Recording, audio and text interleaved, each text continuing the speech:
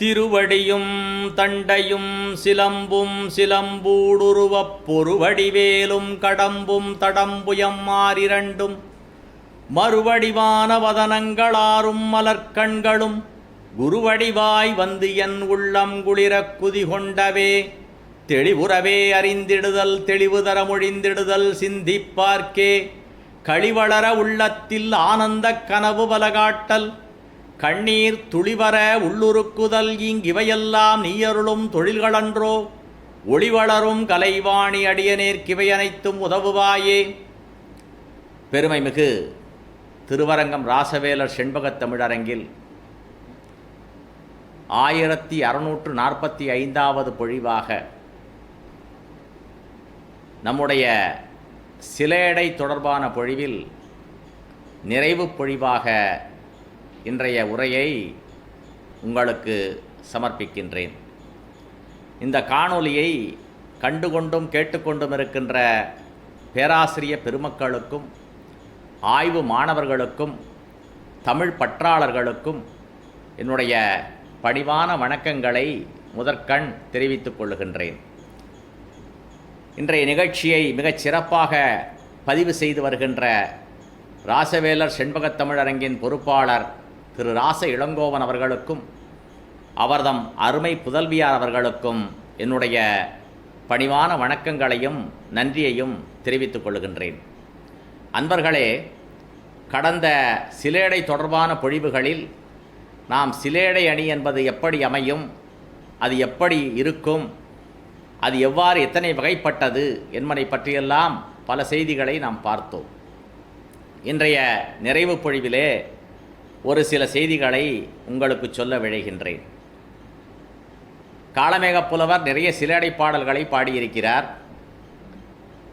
இதை போன்றே காப்பியங்களிலும் சிலேடை பகுதிகள் இடம்பெற்றுள்ளன. பல வகையான இலக்கியங்களில் எவ்வாறு சிலேடைகள் அமையும் என்பதையெல்லாம் பார்த்தோம். கலம்பகத்திலே மடக்கணி என்பது எவ்வாறு சிலேடையாக வரும் என்பதையெல்லாம் கூட பார்த்தோம். இன்றைய பொழிவிலே மீண்டும் ஒரு சில செய்திகளை உங்களுக்கு சொல்ல விரும்புகின்றேன். சில நேரங்களில் சிலேடை என்பது கவிஞர்கள் எதிர்பாராத விதமாக கூட பாடலிலே அமைவதுண்டு. சிலேடை அணியை அமைத்து பாடல் புனைய வேண்டும் என்று கவிஞர் நினைத்து கொண்டு பாடல் பாடப்படும் பொழுது சிலேடை அணி அதில் இடம்பெறும், அதை நாம் ரசிக்கலாம்.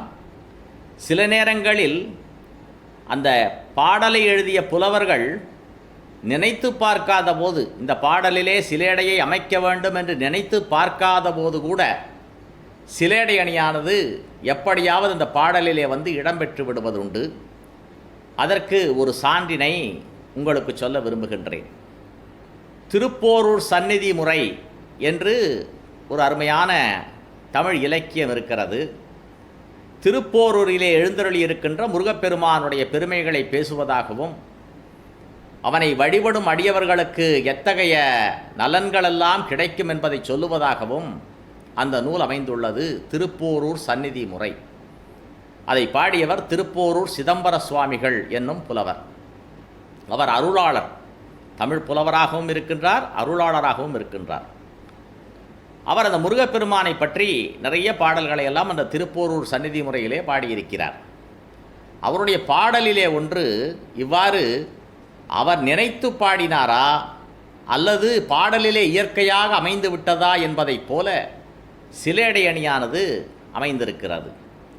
ஒரு பாடலிலே சொல்லுகின்றார், அது வெண்பாதான். இல்லறத்தான் அல்லேன் இயற்கை துறவியல்லேன் நல்லறத்து ஞானியல்லேன் நாயினேன் சொல்லறத்துள் ஒன்றும் புரிந்திலேன் உயர்ந்ததிரு போரூரா என்றே நான் ஈடேறுவேன் என்று ஒரு பாடல். அவர் தன்னை பற்றி சொல்லிக் கொள்கிறார். திருப்போரூரிலே இருக்கின்ற இறைவனே, நான் இல்லறத்தான் அல்லேன், இல்லறக் கடமைகளை சரிவர செய்யக்கூடிய ஒருவனாக நான் விளங்கவில்லை. இயற்கை துறவி அல்லேன், இயற்கையாகவே துறவு மனப்பான்மையை பெற்றவனாகவும் நான் விளங்கவில்லை. நல்லறத்து ஞானி அல்லேன், நல்லறம் என்றால் நான் இந்த துறவரத்திலும் இல்லாமல் இல்லறத்திலும் இல்லாமல் இரண்டிற்கும் நடுவிலே நின்று ஒரு ஞானியாக குடும்பத்திலே இருந்து கொண்டு ஆனால் குடும்ப பற்றுக்களையெல்லாம் விட்டுவிட்டு உலகத்திலே இருக்கின்ற ஆசைகளெல்லாம் விட்டுவிட்டு பற்றுக்களையெல்லாம் நீக்கி ஞானியாக திகழ்பவனாகவும் நான் இல்லை. இல்லறத்தான் அல்லேன், இயற்கை துறவியல்லேன், நல்லறத்து ஞானியல்லேன், நாயினேன். நாயினேன் என்று தன்னை சொல்லிக் கொள்கிறார். நாய் போன்றவன் என்று தன்னை சொல்லிக் கொள்கிறார். சொல்லறத்துள் ஒன்றும் புரிந்திலேன். அருமையாக நீதி நூல்களிலே சொல்லப்படுகின்ற அறங்களிலே ஒன்றை கூட நான் செய்யவில்லை. பொய் பேசாமல் இருப்பது, பிறரை துன்புறுத்தாமல் இருப்பது, அடுத்தவர்களுக்கு உதவி செய்வது போன்ற எந்தவிதமான ஒரு நல்ல அறங்களை கூட நான் செய்யவில்லை. சொல்லறத்துள் ஒன்றும் புரிந்திலேன். உயர்ந்த திருப்போரூரா, ஒப்பற்ற திருப்போரூரே எழுந்தடிருக்கின்ற இறைவனே, முருகப்பெருமானே, உயர்ந்த திருப்போரூரா, திருப்போரூர் என்னும் தலத்தில் எழுந்தருளி இருக்கின்ற முருகப்பெருமானே, என்றே நான் ஈடேறுவேன். எப்படி நான் நல்ல கதியை அடைவேன்? எப்படி நான் உன்னை அடைவேன்? உன் திருவடிகளை எப்படி நான் அடைவேன் என்று இந்த பாடலானது அமைந்திருக்கிறது. இல்லறத்தான் அல்லேன், இயற்கை துறவியல்லேன், நல்லறத்து ஞானியல்லேன், நாயினேன். சொல்லறத்துள் ஒன்றும் புரிந்திலேன். உயர்ந்த திருப்போரூரா, என்றே நான் ஈடேறுவேன். என்றே நான் ஈடேறுவேன் என்னும் அந்த சொற்றொடருக்கு எப்படி நான் உன்னுடைய திருவடிகளை அடைய முடியும்? உன்னை வணங்கவில்லை, இல்லறத்திலும் இல்லை, துறவரத்திலும் இல்லை, ஞானியாகவும் இல்லை, எந்த ஒரு நல்ல அறங்களையும் செய்யவில்லை. இப்படியெல்லாம் சிறிது கூட புண்ணியத்தை தேடிக்கொள்ளாத போது நான் எப்படி உன்னை அடைய முடியும், நல்ல கதியை அடைய முடியும் என்று கேட்பதாக அந்த பாடல் அமைந்திருக்கிறது. இல்லறத்தான் அல்லேன், இயற்கை துறவியல்லேன், நல்லறத்து ஞானியல்லேன், நாயினேன். சொல்லறத்துள் ஒன்றும் புரிந்திலேன். உயர்ந்த திருப்போரூரா, என்றே நான் ஈடேறுவேன் என்பதிலே என்றே நான் ஈடேறுவேன் என்று சொல்லும் பொழுது எப்படி நான் ஈடேறுவேன் என்று கேள்வி கேட்பதாக இருக்கிறது. மற்றொரு இடத்திலே பார்த்தால், மற்றொரு வகையாக பார்த்தால், இறைவனே, நான் இல்லறத்தான் அல்லேன், இயற்கை துறவியல்லேன், நல்லறத்து ஞானியல்லேன், நாயினேன். சொல்லறத்துள் ஒன்றும் புரிந்திலேன். எதையும் நான் செய்யவில்லை, ஆனால் ஒன்றை செய்கின்றேன். உயர்ந்த திருப்போரூரா, போரூரா, போரூரா என்று உன்னுடைய பெயரை நான் உச்சரித்து கொண்டிருக்கின்றேனே, உன்னுடைய நாமத்தை நான் உச்சரித்து கொண்டிருக்கின்றேனே. இந்த உச்சரிப்பை வைத்தே, உன்னுடைய பெயரை நாம் சொல்லிக்கொண்டே இருப்பதை வைத்தே, அந்த புண்ணியத்தை வைத்தே என்று சொல்லியே நான் ஈடேறி விடுவேன் என்று சொல்லுவதாகவும் எடுத்துக்கொள்வார்கள். இப்பொழுது என்றே நான் ஈடேறுவேன் என்று சொல்லும் பொழுது, எனக்கு வேறு எந்த அறங்களை செய்ய வழியில்லாமல் போனாலும், நான் துறவியாக இல்லாமல் போனாலும், இல்லறத்தானாக இல்லாமல் போனாலும், வேறு எந்த அறங்களை செய்யாமல் போனாலும், உன்னுடைய பெயரை உச்சரித்து கொண்டிருக்கின்றேனே எப்பொழுதும், அந்த ஒரு வலிமையினாலேயே, அந்த ஒரு தவத்தினாலேயே நான் ஈடேறி விடுவேன் என்று அந்த என்றே என்ற சொல்லுக்கு இரண்டு பொருளை கொண்டதாக சான்றோர்கள் அந்த பாடலை சிலேடையாக பார்ப்பார்கள். இல்லறத்தான் அல்லேன், இயற்கை துறவியல்லேன், நல்லறத்து ஞானியல்லேன், நாயினேன். சொல்லறத்துள் ஒன்றும் புரிந்திலேன். உயர்ந்த திருப்போரூரா, என்றே நான் ஈடேறுவேன். அப்பொழுது என்றே நான் ஈடேறுவேன் என்னும் சொல்லும் பொழுது, எப்படி நான் உன்னை அடைய முடியும் என்று முதல் பாடலிலே விளக்கத்தை பார்க்கலாம். என்று உன்னுடைய பெயரை சொல்லி சொல்லியே நான் ஈடேறி விடுவேன் என்ற விடையாக இரண்டாவது தன் முறையிலே நாம் அந்த பாடலினுடைய பொருளை பார்க்க முடியும். இப்பொழுது இந்த என்றே நான் ஈடேறுவேன் என்பதை அவர் இப்படியெல்லாம் நினைத்துத்தான் எழுதியிருப்பாரா என்று பார்க்கும் பொழுது, அவர் இப்படி நினைத்து பார்த்து எழுதியிருக்க வாய்ப்பில்லை என்றும் தோன்றுகிறது. அவர் அந்த வார்த்தையை அங்கே போட்டிருக்கிறார்.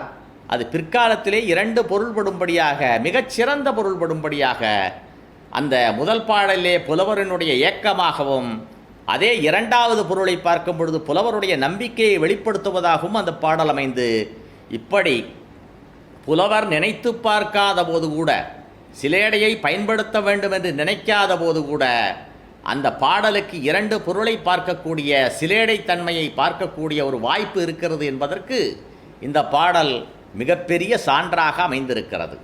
இது ஒரு வகையான எடுத்துக்காட்டு.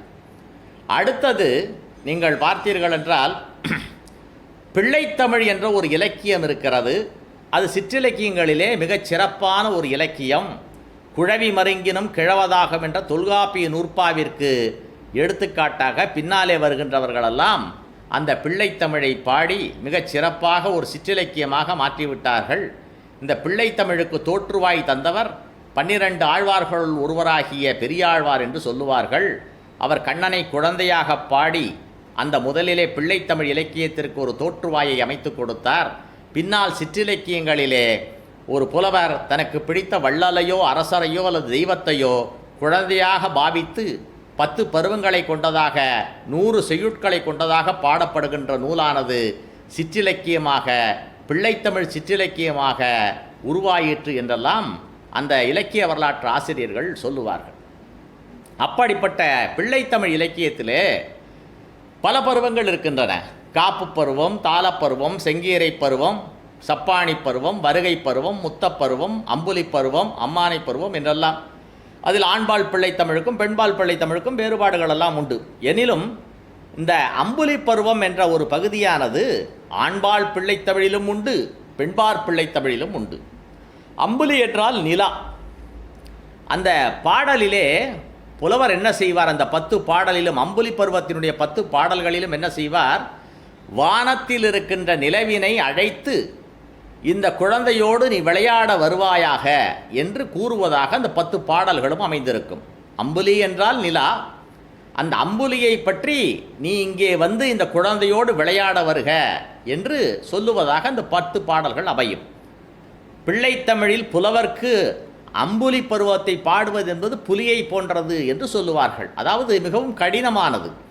பிள்ளைத்தமிழிலே மற்ற பகுதியையெல்லாம் எளிதாக பாடிவிட முடியும். காப்பு பருவம், தாளப்பருவம், செங்கீரை பருவம், அம்மானை பருவம் போன்றவற்றையெல்லாம் எளிதாக பாடிவிட முடியும்.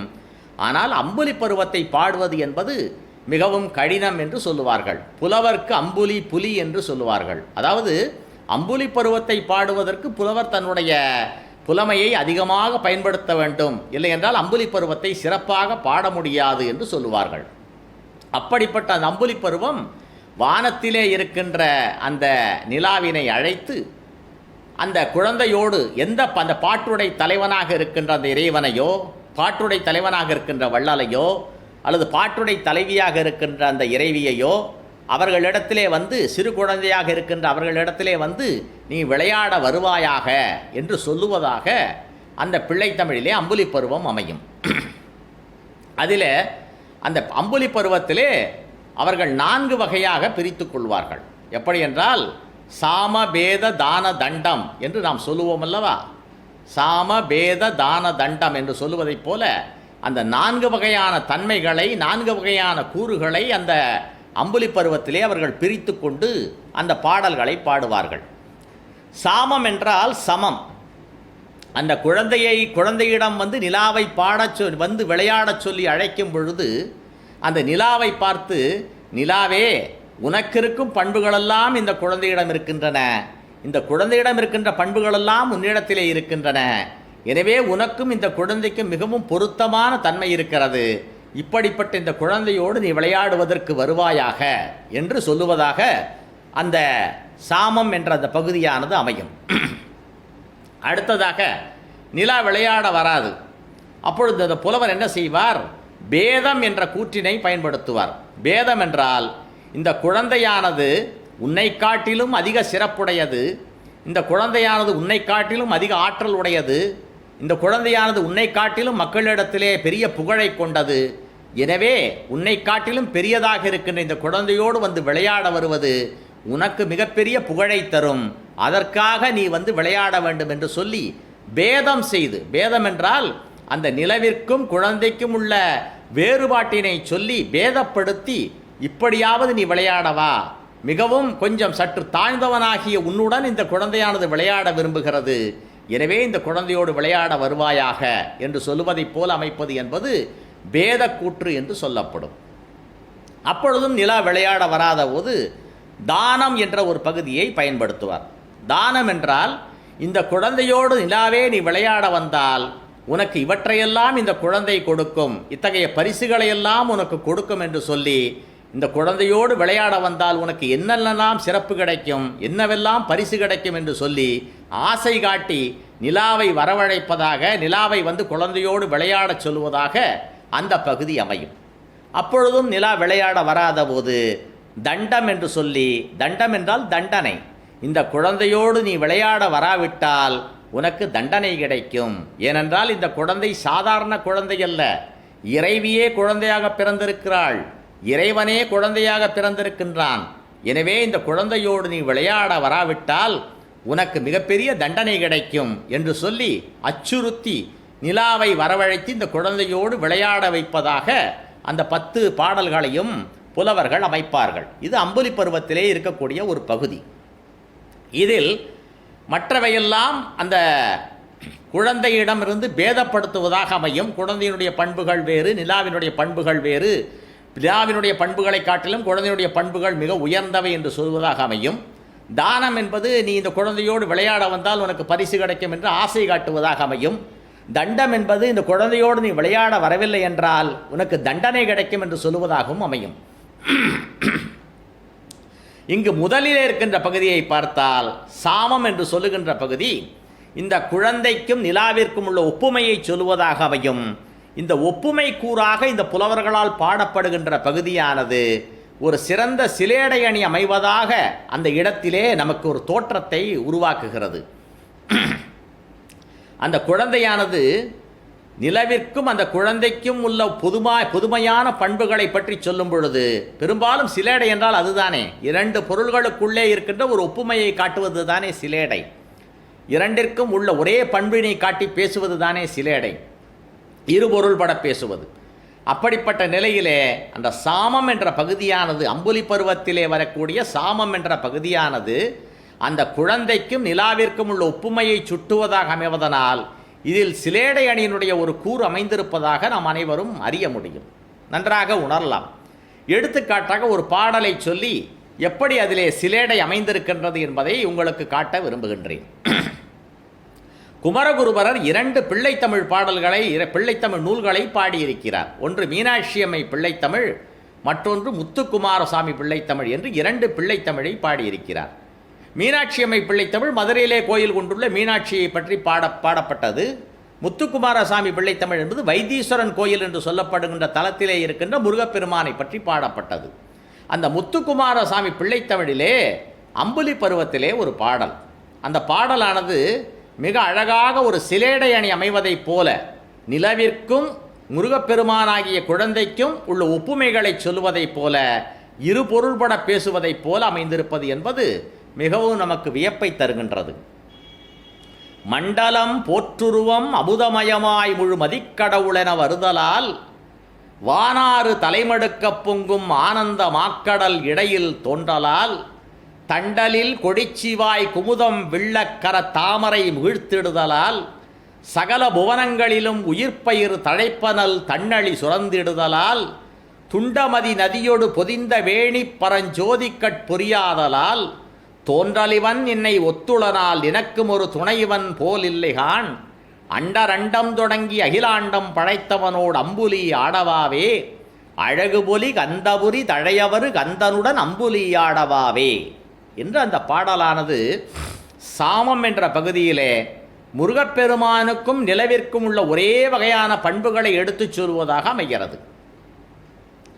மண்டலம் போற்றுருவம், மண்டலம் போற்றுருவம், மண்டலம் என்றால் இந்த உலகம், உலகத்தை போற்ற, உலகமே போற்றக்கூடிய, வியந்து போற்றக்கூடிய அழகான உருவமாய் இருப்பது. அந்த அழகான உருவமாய் இருப்பது 2. ஒன்று நிலவு, நிலவை கண்டு போற்றாதவர்கள் இல்லை, மிக அழகான ஒரு தோற்றம், புலவர்களால் அதிகம் பாடப்படுகின்ற, ஊமை சொல்லப்படுகின்ற ஒரு பொருளாக நிலவு விளங்குகிறது. மற்றொன்று முருகப்பெருமான், அழகே ஒரு வடிவமாக விளங்குபவன்.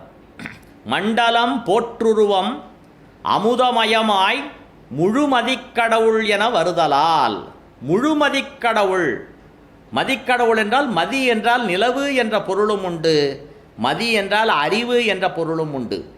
நீங்கள் நிலவிற்கு ஒப்புமையாக எடுத்துக்கொள்ளும் பொழுது முழுமதியாக, முழுநிலவாக, நிலவு என்பது ஒரு தெய்வத்தை குறிப்பதாக அமையும். இன்றைக்கு கூட 3ஆம் பிறையை எல்லோரும் வணங்குகின்றார்கள் அல்லவா, அதையும் ஒரு இறைவனாக நினைத்து வணங்குவது என்பது நம்முடைய தமிழர்களுடைய மரபு. மதிக்கடவுள் என வருதலால் என்று சொல்லும் பொழுது, நிலவிற்கு சொல்லும் பொழுது மதியாகிய முழு நிலவாகிய ஒரு இறைவனைப் போல் நீ வானத்திலே தென்படுவதால் என்று நாம் எடுத்துக்கொள்ளலாம். முருகப்பெருமானுக்கு சொல்லும் பொழுது அறிவே ஒரு வடிவாக விளங்கக்கூடிய ஒரு இறைவன். அருணகிரிநாதர் சொல்லுகின்றார், ஞானந்தான் உருவாகிய நாயகன் என்று சொல்லுகின்றார். ஞானமே ஒரு வடிவமாக உள்ளவன் முருகப்பெருமான், அறிவே வடிவமாக உள்ளவன் என்று சொல்லுவார். அரவு புனிதரும் வழிபட மழலை மொழிகோடு தெளிதர ஒளிதிகள் அறிவை அறிவது பொருளென அருளிய பெருமாளே என்று அருணகிரிநாதர் திருப்புகழிலே சொல்லுகின்றார்.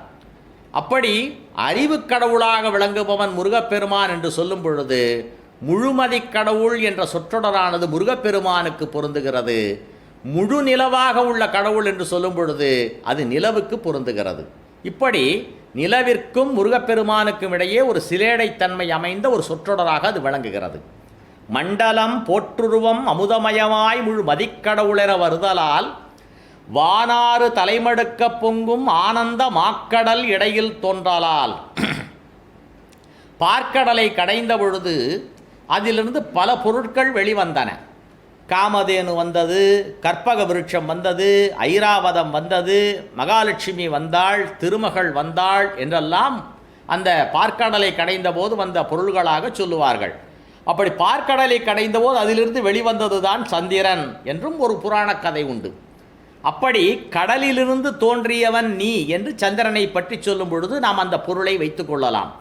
வானாறு தலைமடுக்க பொங்கும் ஆனந்த மாக்கடல் இடையில் தோன்றலால். அப்பொழுது அந்த கடலிலிருந்து பார்க்கடலிலிருந்து தோன்றியவன் சந்திரன் என்று வைத்துக் கொள்ளலாம். முருகப்பெருமானுக்கு எப்படி ஒப்புமை சொல்லுவது? வானாறு, வானார் என்றால் ஆகாய கங்கை. ஆகாய கங்கை தலையிலே பொங்கி ததும்பும்படியாக எப்பொழுதும் மகிழ்ச்சி உடையவனாக பெரிய கடலை போன்றவனாக விளங்குகின்ற சிவபெருமானிடத்திலிருந்து வெளிவந்தவன் என்று சொல்லும் பொழுது முருகப்பெருமானுக்கு அந்த சொற்றொடரானது பொருந்துகிறது. பார்க்கடலிலிருந்து தோன்றியவன் என்று சொல்லும் பொழுது சந்திரனுக்கு பொருந்துகிறது. முருகப்பெருமான் சிவபெருமானுடைய கண்ணிலிருந்து வந்தவன் என்று சொல்லும் பொழுது தலையிலே கங்கை, வானாராகிய கங்கை நதியை தலையிலே அடக்கிய ஆனந்த மா கடலாகிய கடல் போன்றவனாகிய சிவபெருமானிடத்திலிருந்து தோன்றியவன் என்று சொல்லும் பொழுது அந்த சொற்றொடரானது முருகப்பெருமானுக்கு பொருந்துகிறது. வானாறு தலைமடுக்க பொங்கும் ஆனந்த மாக்கடல் இடையில் தோன்றலால் தண்டலில் கொடிச்சிவாய் குமுதம் விள்ள கர தாமரை முகிழ்த்திடுதலால். நீங்கள் இயற்கையிலே ஒன்றை பார்க்கலாம். காலையிலே சூரியனை கண்டவுடன் சில பூக்கள், மலர்ந்திருக்கின்ற பூக்கள் கூம்பிக்கொள்ளும், பூம்பி இருக்கின்ற சில பூக்கள் மலர்ந்து கொள்ளும். அப்படி பார்க்கும் பொழுது கதிரவனை கண்டவுடன் தாமரையானது மலரும், மாலையிலே நிலவை கண்டவுடன் தாமரையானது குவிந்து விடும். அதுபோன்று குமுதம் என்று சொல்லப்படுகின்ற அல்லி மலர்கள் காலையிலே கதிரவனை கண்டவுடன் குவிந்து கொள்ளும், மாலையிலே சந்திரனை கண்டவுடன் மலர்ந்து கொள்ளும். இந்த வேறுபாட்டை வைத்துக்கொண்டு இந்த இடத்திலே சொல்லுகின்றார். தண்டலில் கொடிச்சிவாய் குமுதம் விள்ள. கொடிச்சிவாய் என்றால், வாய் என்றால் இடம், கொடிச்சிவாய் என்றால் அந்த பூங்கொடியிலே இருக்கக்கூடிய குமுதம் விள்ள. குமுதம் என்றால் அல்லி மலர்களெல்லாம் மலரும்படியாக, வில்லுதல் என்றால் மலருதல் என்ற பொருள். குமுதம் விள்ள, அந்த அல்லி மலர்களெல்லாம் மலரும்படியாக தாமரை குவிந்திடுதலால். அப்பொழுது நிலவிற்கு என்ன ஒரு சக்தி இருக்கின்றதென்றால், மாலை நேரத்திலே வானத்திலே நிலவு வந்து விட்டதென்றால், நிலவினுடைய ஒளி படரத் தொடங்கினால் அல்லி மலர்களெல்லாம் மலர்ந்து கொள்ளும்.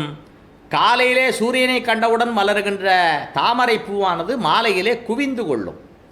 அப்படிப்பட்ட அந்த செய்தியை இங்கே சொல்லுகின்றார். தண்டலில் கொடிச்சிவாய் குமுதம் விள்ள, அல்லி மலர்களெல்லாம் மலரும்படியாக கரத்தாமரை முகிழ்த்திடுதலால். பெண்களினுடைய கரத்தை போன்று விளங்குகின்ற, பெண்களுடைய கைகளுக்கு தாமரை மலர்களை ஓமையாக சொல்லுவது என்பது தமிழ் புலவர்களுடைய ஒரு மரபு. கரத்தாமரை முகிழ்த்திடுதலால் என்று நிலவை பற்றி சொல்லும் பொழுது நிலவிற்கு என்ன சக்தி இருக்கின்றதென்றால், அந்த நிலவினுடைய உருவத்தை பார்த்தவுடன், வரவை கண்டவுடன் தாமரை மலர்கள் குவிந்து கொள்ளும். அதே நேரத்திலே குமுதம் என்று சொல்லப்படுகின்ற அல்லி மலர்களெல்லாம் முகிழ்த்து கொள்ளும், வாயை திறந்து அவையெல்லாம் மலர்ந்து கொள்ளும் என்று அந்த இடத்திலே சந்திரனுக்குரிய பண்புகளாக சொல்லலாம்.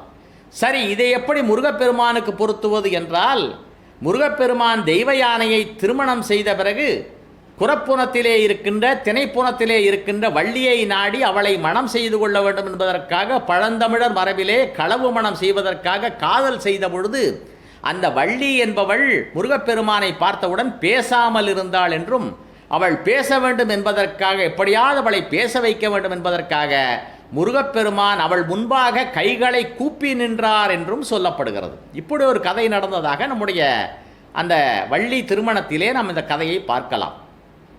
இதை இந்த இடத்திலே பயன்படுத்துகின்றார்.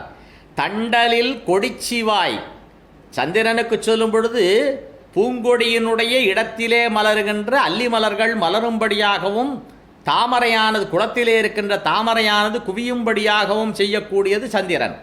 இங்கே தண்டலில் கொடிச்சி வாய் குமுதம் வில்ல, கொடிச்சியாகிய குறப்பெண்ணாகிய வள்ளியினுடைய வாய் திறந்து தன்னிடம் காதல் மொழிகள் பேச வேண்டும் என்பதற்காக குமுதம் வில்ல, வாய் குமுதம், பெண்களினுடைய வாயை குமுத மலருக்கு ஒப்புமையாக சொல்லுவார்கள்.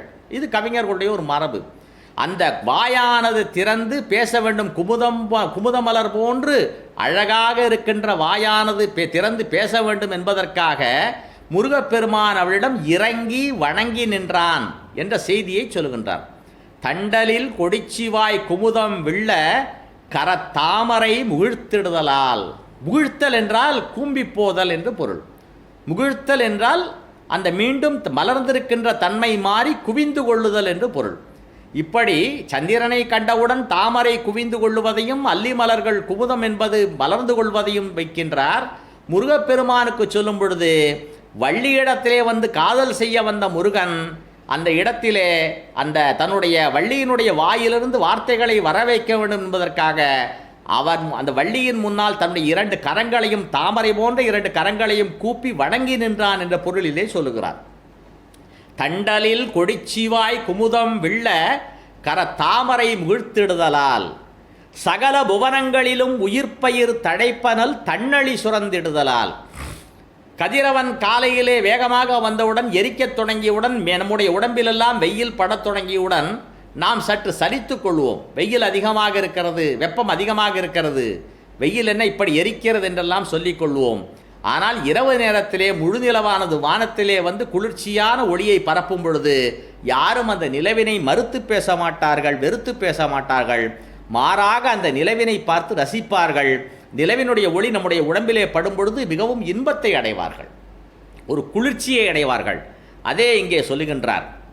சகல புவனங்களிலும் அனைத்து உலகங்களிலும் உயிர் பயிர் தழைப்ப, உயிர்களெல்லாம் மிகவும் மகிழ்ச்சி அடையும்படியாக தன்னழி சுரந்திடுதலால், தன்னுடைய குளிர்ச்சி பொருந்திய ஒளிக்கிரணங்களை வீசுவதால் என்று சந்திரனுக்கு நாம் எடுத்துக்கொள்ளலாம். முருகப்பெருமானுக்கு சகல புவனங்களிலும் அனைத்து உலகங்களிலும் உள்ள உயிர்களாகிய ஆன்மாக்கள் மகிழும்படியாக தன்னுடைய கருணையை தருகின்ற தன்மை இருப்பதனால் முருகப்பெருமானுக்கு பொருந்தும் என்று எடுத்துக்கொள்ளலாம். சகல புவனங்களிலும் உயிர்ப்பயிர் தழைப்ப நல் தன்னழி, தன்னழி என்று சொல்லும் பொழுது சந்திரனுக்கு சொல்லும் பொழுது குளிர்ச்சி பொருந்திய கிரணங்களை வீசுவான், ஒளியை வீசுவான் என்று எடுத்துக்கொள்ளலாம். முருகப்பெருமானுக்கு சொல்லும் பொழுது மிகப்பெரிய அந்த தன்னுடைய கருணையை உலக மக்களாகிய உயிர்களுக்கு தருவான் என்று எடுத்துக்கொள்ளலாம். துண்டமதி நதியோடு பொதிந்த வேணி பரஞ்சோதி கட்பொறியாதலால், துண்டமதி நதியோடு சிவபெருமான் தலையில் வைத்திருக்கின்றார். பிளவுபட்ட பிறைச்சந்திரனையும் நதியையும் கங்கை நதியையும் வைத்திருக்கின்றார். அப்படிப்பட்ட சிவபெருமானுடைய நெற்றி பொறியிலிருந்து வந்தவர்கள் என்று சொல்லுவார்கள். துண்டமதி நதியோடு பொதிந்த வேணி, வேணி என்றால் தலையிலே இருக்கின்ற சடைமுடி. பரஞ்சோதி, பரஞ்சோதி என்றால் சிவபெருமான். துண்டமதி நதியோடு பொதிந்த வேணி பரஞ்சோதி கண் பொறியாதலால், சிவபெருமான் கண்ணிலிருந்து வெளிப்பட்டவர்தான், கண்ணிலிருந்து வெளிப்பட்ட தீப்பொறியிலிருந்து தோன்றியவர்தான் முருகப்பெருமான் என்பது கந்தபுராணம் காட்டுகின்ற கதை. கந்தபுராணத்திலே சொல்லப்படுகின்றது, சிவபெருமானுடைய கண்ணிலே இருந்து வந்த, நெற்றி கண்ணிலே இருந்து வந்த, சிவபெருமானுடைய கண்ணிலே இருந்து வந்த பொறியிலே இருந்து அந்த நெருப்பானது வந்தது. அந்த நெருப்புத்தான் குழந்தையாக மாறியது என்று கந்தபுராணத்திலே சொல்லுவார்கள்.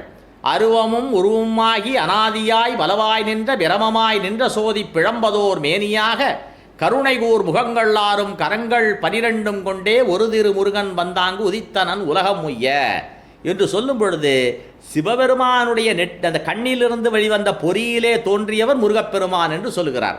அது இந்த இடத்திலே முருகப்பெருமானுக்கு ஒப்புமையாக கொள்ளலாம்.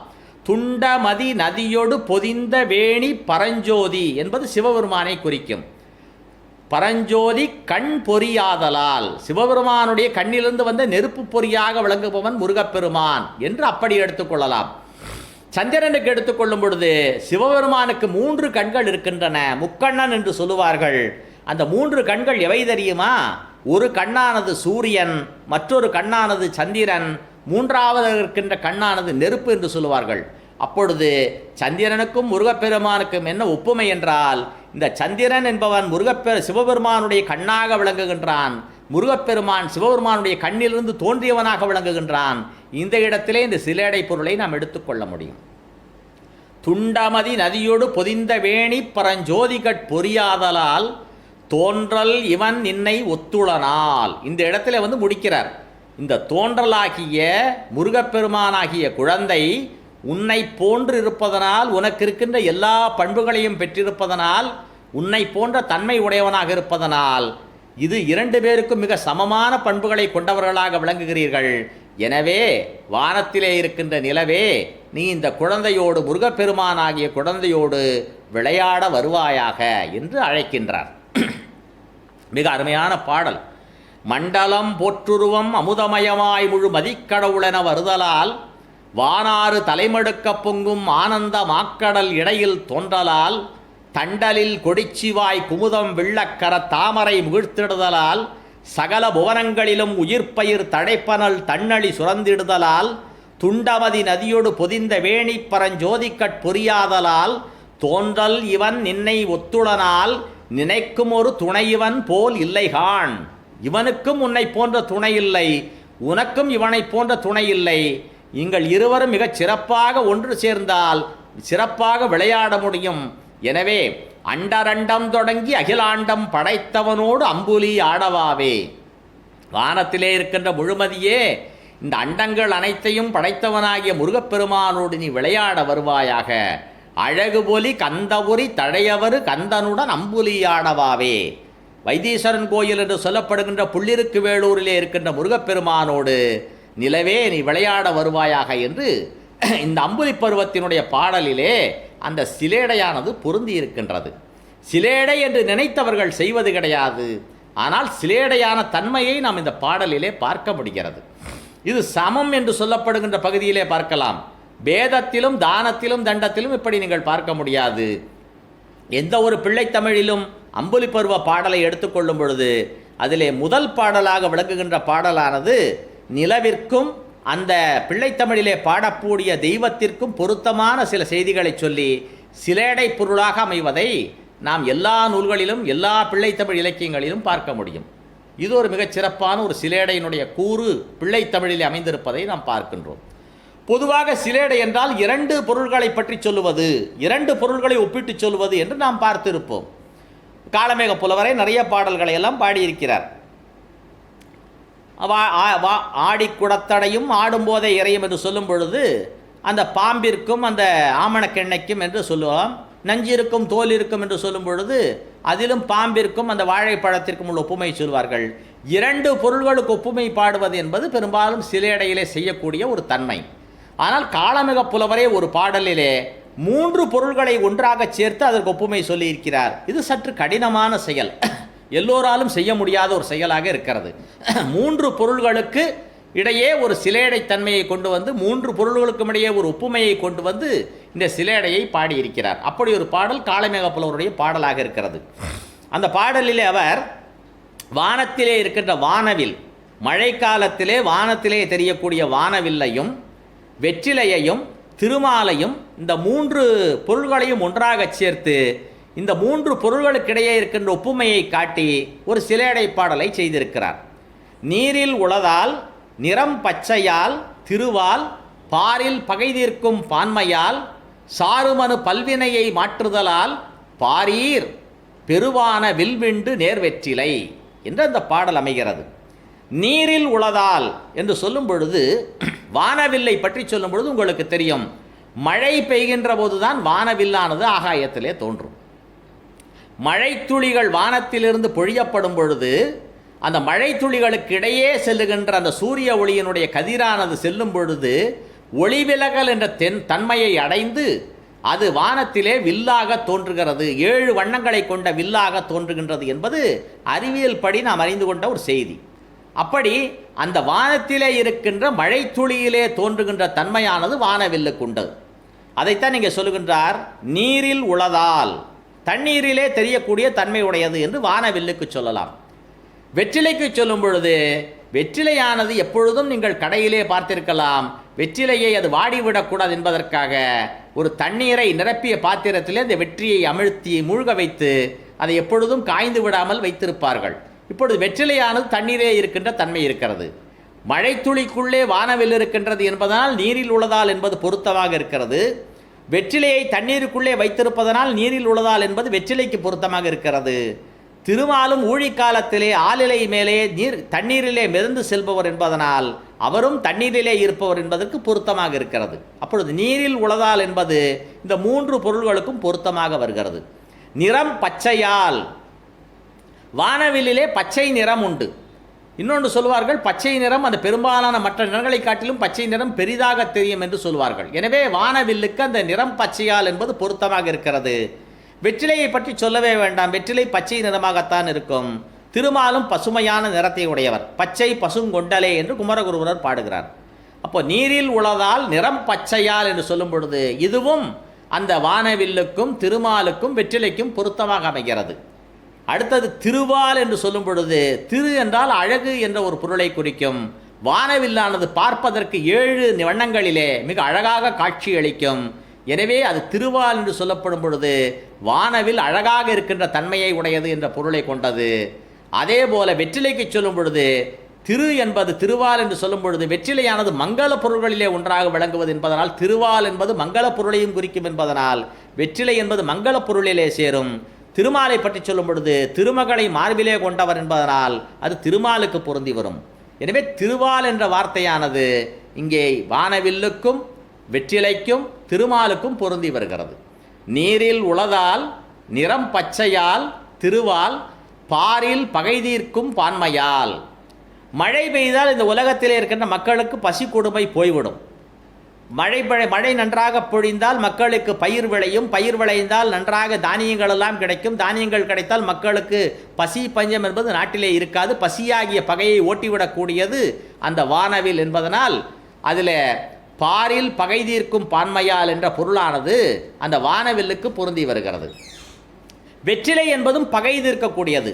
இன்றைக்கு கூட உறவினர்களிலே சில பேர் ஒருவருக்கொருவர் சண்டை போட்டு கொண்டிருந்தால் அந்த சண்டையை தீர்த்து வைக்கும் பொழுது வெற்றிலையை வைத்தவர்களுக்கு கொடுத்து முகமன் சொல்லி அவர்கள் அந்த சண்டையை தீர்த்து கொள்வார்கள். வெற்றிலை என்பது ஒருவருக்கொருவர் உறவை ஏற்படுத்தக்கூடியது, பகையை தீர்க்கக்கூடியது என்ற ஒரு பொருளை கொண்டது. அடுத்தது திருமாலுக்கு சொல்லும் பொழுது இந்த உலகத்திலே இருக்கின்ற மக்களுக்கு பகைவர்களாக விளங்குகின்ற அரக்கர்களை எல்லாம் கொன்று மக்களை காப்பாற்றுபவர் என்று சொல்லும் பொழுது பாரில் பகை தீர்க்கும் பான்மையால் என்ற சொற்றொடரானது வானவில்லுக்கும் பொருந்துகிறது, திருமாலுக்கும் பொருந்துகின்றது, வெற்றிலைக்கும் பொருந்துகின்றது. சாறுமனு பல்வினையை மாற்றுதலால், பல்வினையை மாற்றுதலால் என்று சொல்லப்படும் பொழுது இன்றைக்கு கூட எப்படி 3ஆம் பிறையை தேடி தேடி மக்கள் வணங்கி நம்முடைய துன்பங்களெல்லாம் போய்விடும் என்று நம்பிக்கொண்டிருக்கிறார்களோ அதை போல வானத்திலே இருக்கின்ற வானவில்லை பார்த்தாலும் அவர்கள் அது இந்திரவில் என்று சொல்லுவார்கள். வானவில்லுக்கு மற்றொரு பேரானது இந்திர தனுசு என்று சொல்லுவார்கள், இந்திரவில் என்று சொல்லுவார்கள். அதை பார்த்தாலும் நம்முடைய பாவங்கள் போய்விடும் என்ற ஒரு நம்பிக்கையை நம்முடைய மக்கள் வைத்திருப்பதன் காரணமாக அந்த சாறுமனு பல்வினையை மாற்றுதலால் என்ற சொற்றொடரானது வானவில்லுக்கு பொருந்துகிறது. திருமாலுக்கு சொல்லும் பொழுது மக்களிடத்தில் இருக்கின்ற தீவினைகளை எல்லாம் மாற்றி நல்வினையை அளிப்பவர், முக்தியை அளிப்பவர் என்பது திருமாலுக்கு பொருந்துகிறது. சாறுமனு பல்வினையை மாற்றுதலால். வெற்றிலைக்கு எப்படி பொருந்தும் என்றால், சில பல்வலி வரும்பொழுது நாட்டு வைத்தியரிடம் சென்றால் நீங்கள் வெற்றிலை பாக்கு சுண்ணாம்பு சாப்பிட்டால் உங்களுக்கு அந்த பல்வலியெல்லாம் போய்விடும், பற்கூச்சமெல்லாம் போய்விடும் என்றெல்லாம் அவர்கள் வைத்தியம் சொல்லுவார்கள். அந்த வகையிலே பல்வினை என்று சொல்லும் பொழுது அது பலவினை என்றும் பொருள் கொள்ளலாம். நம்முடைய உடம்பிலே இருக்கின்ற வாயிலே இருக்கின்ற கடித்து மெல்லுவதற்கு பயன்படுகின்ற அந்த பல்லிற்கு வருகின்ற துன்பத்தை போக்குகின்ற ஒரு பொருளாக வெற்றிலை விளங்குகிறது என்றும் சொல்லலாம். இப்படி பல்வினையை மாற்றுதலால் பாரீர், இந்த உலகத்தினரே பார்த்து கொள்ளுங்கள், பெருவான வில்விண்டு நேர்வெற்றிலை, பெரிய வானத்திலே விளங்குகின்ற வில்லும் விண்டு என்று சொல்லுகின்றார். விஷ்ணு என்ற வார்த்தையை அவர் அப்படி தற்பவமாக சொல்லுகிறார். வட சொல்லை தமிழிலே சொல்லும் பொழுது 2 வகையாக கொள்ளலாம் என்று அதை நம்முடைய இலக்கணத்திலே புலவர்கள் சொல்லுவார்கள். வட சொற்கிழவி வடையெழுத்துரிய எழுத்தொரு புணர்ந்த சொல்லாகுமே என்று தற்பவம் தற்சமம் என்று 2ஆக சொல்லுவார்கள். தற்பவம் என்பது வடமொழியிலே இருக்கின்ற அந்த உச்சரிப்பை மாற்றி தமிழிலே கொள்ளுவது. வடமொழியிலே ஹரி என்று வந்தால் தமிழிலே அரி என்று வைத்துக் கொள்வது. வடமொழியிலே கஷ்டம் என்று இருந்தால் தமிழிலே கட்டம் என்று வைத்துக் கொள்வது. வடமொழியிலே துஷ்டன் என்றால் தமிழிலே துட்டன் என்று மாற்றிக்கொள்வது. இப்படி உச்சரிப்புக்கேற்றவாறு மாற்றிக்கொள்வதை தற்பவம் என்று சொல்லுவார்கள். அந்த வகையிலே விஷ்ணு என்ற வார்த்தையை அந்த இடத்துல விண்டு என்று அவர் பயன்படுத்தி இருக்கின்றார். வில் விண்டு நேர் வெற்றிலை என்று அந்த ஈற்றடி முடிகிறது. எனவே இப்படிப்பட்ட தன்மை இருப்பதனால் நீரில் உளதால் நிறம் பச்சையால் பாரில் பகை தீர்க்கும் பான்மையால் சாருமனு பல்வினையை மாற்றுதலால் பாரீர் பெருவான வில் விண்டு நேர் வெற்றிலை, அந்த வானத்திலே இருக்கின்ற வானவில்லும் திருமாலாகிய கடவுளும் விஷ்ணு என்று சொல்லப்படுகின்ற கடவுளும் வெற்றிலையும் ஒன்றுக்கொன்று பொருத்தமானவைகள், ஒன்றுக்கொன்று பொருந்தியவை என்று சொல்லி ஒரே செய்யுளில் 3 பொருள்களை வைத்து சிலேடை பாடுவது என்பது மிகப்பெரிய கவிஞர்களுக்கே சாத்தியம். அந்த சாத்தியப்பாட்டை காளமேக புலவர் தம்முடைய பாடலிலே வெளிப்படுத்தி இருக்கிறார் என்று சொல்லி இதுகாரும் சிலேடை பற்றிய பல செய்திகளை உங்களுக்கு பல பொழிவுகளிலே தந்தேன். அந்த வகையிலே இன்றைக்கு நிறைவு பொழிவாக ஒரு சில செய்திகளை உங்களிடம் நான் தெரிவித்துள்ளேன். இத்துடன் இந்த உரையை நிறைவு செய்து கொள்ளுகின்றேன். நன்றி, வணக்கம்.